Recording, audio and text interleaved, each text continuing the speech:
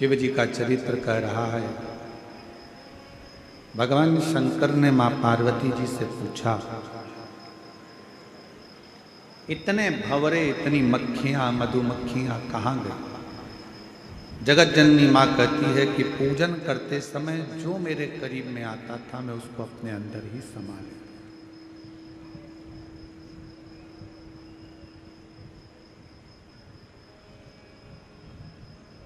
कितना सुंदर कहा है कि पूजन करने जब बैठो, आराधना करने बैठो, पूजन करने बैठो, साधना करने बैठो, भजन करने बैठो, आसपास में कोई क्या बोल रहा है, क्या कर रहा है, क्या कह रहा है, उससे मतलब नहीं। स्वस्थ एक विश्वास, ये 10 साल, एक 20 साल के बाद में भी संतान की प्राप्ति। पूर्णिमा साहू, मेरे पति का नाम किशन साहू, 2005 में शादी हुई थी और 2005 के बाद में जो बच्चे होते थे वो मर जाते थे। 2 बार गर्भ में शांत हो गए, उसके बाद नहीं हुए। बाबा की कृपा से 20 साल के बाद बाबा ने गर्भ ठहराया और संतान की प्राप्ति 20 वर्ष।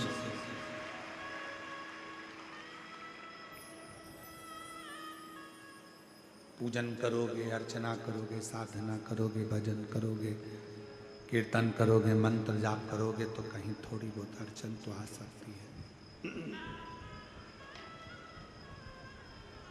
थोड़ी बहुत तकलीफें आती जाती है, कष्ट आता जाता है, पर उसमें हारना नहीं है। अपने विश्वास को टूटने नहीं देना, अपने भरोसे को टूटना नहीं चाहिए। पूर्ण भरोसा, पूर्ण भरोसा।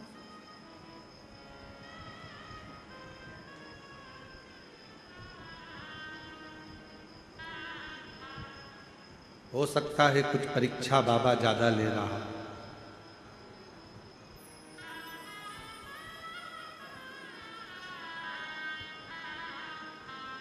जहां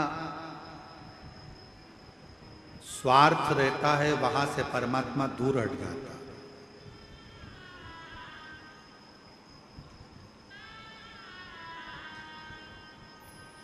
यदि आपका कोई स्वार्थ है तो वहां से भगवान दूर हट जाए।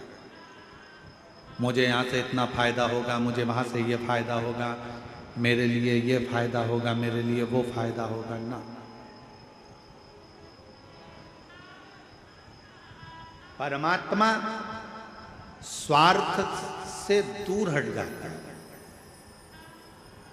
आप लोगों ने भी देखा होगा, कोई कोई जगह ऐसी होती है जहां पर किसी ने कुछ कहा, उन्होंने कहा कि तुम्हारे यहाँ ऐसा तो हो वैसा, तो किसी ने कहा ऐसा तो हो वैसा। फिर धीरे धीरे वहां पर जब धन सामने आने लगता है, थोड़ा सा पैसे की मात्रा बढ़ने लगती है, तो वो फिर भजन कीर्तन स्मरण तप साधना फीकी हो जाती।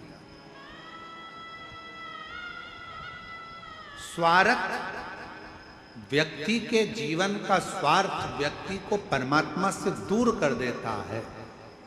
परमात्मा को पास में लाने का एक तरीका है, स्वार्थ को दूर हटाओ, परमार्थ को पास में लाओ, तो शंकर अपने आप नजदीक। परमार्थ करिए।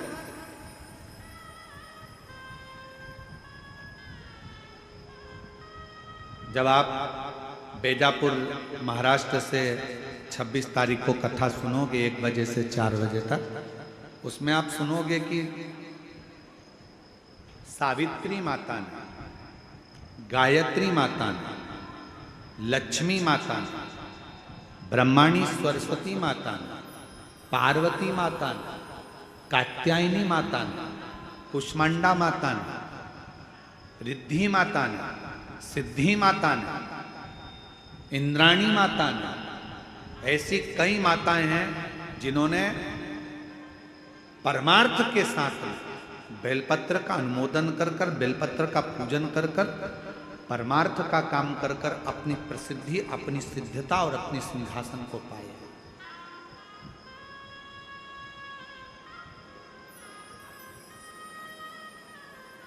श्री गणेश जी महाराज की धर्मपत्नी रिद्धि और सिद्धि क्या ऐसे ही शंकर जी की बहू बन गई?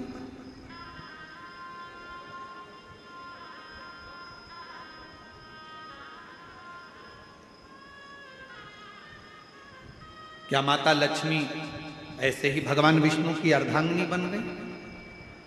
क्या ब्रह्माणी ऐसे ही ब्रह्मा जी की अर्धांगिनी बन गई? क्या पार्वती ऐसे ही शिव जी की धर्मपत्नी बन गई? ना ना, इन्होंने जो परमार्थ किया है, इन्होंने जो जनमानस का कार्य किया, पूरे जगत के उद्धार का जहां क्रम आया, तब जाकर ये अच्छे सिंहासन पर बैठी।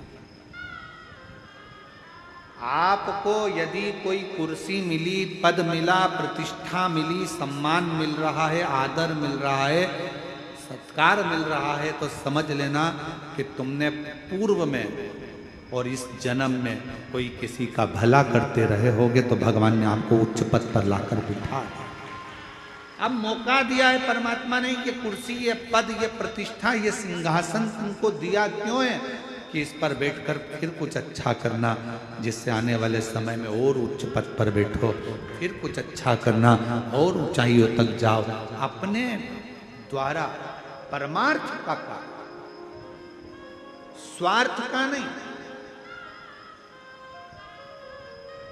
जहां स्वार्थ आ गया, परमार्थ दूर हट जाएगा, परमात्मा दूर हट जाएगा।